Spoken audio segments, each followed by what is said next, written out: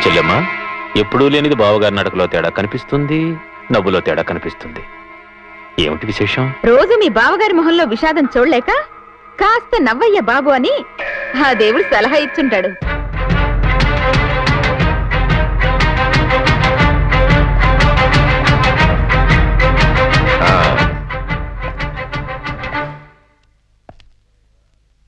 వరహాలు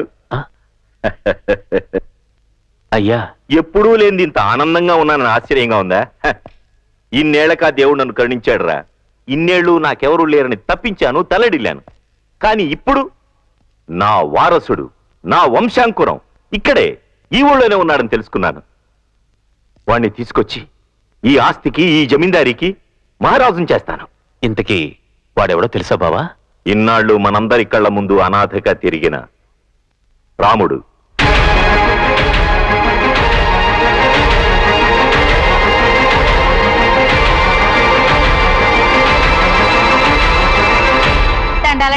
గారు దండాలండి బాబు గారు. బాబు ఆగు బాబు.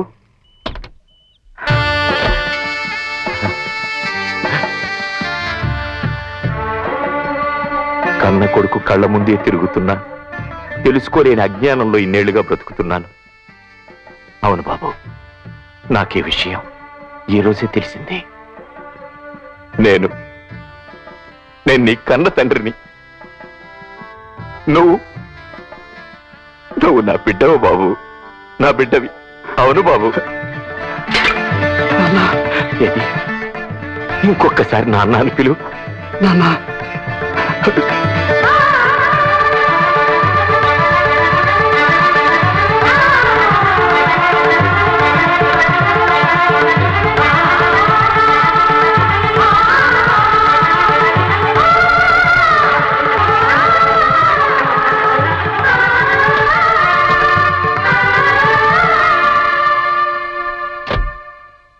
రా బాబు, మీ ఇల్లే.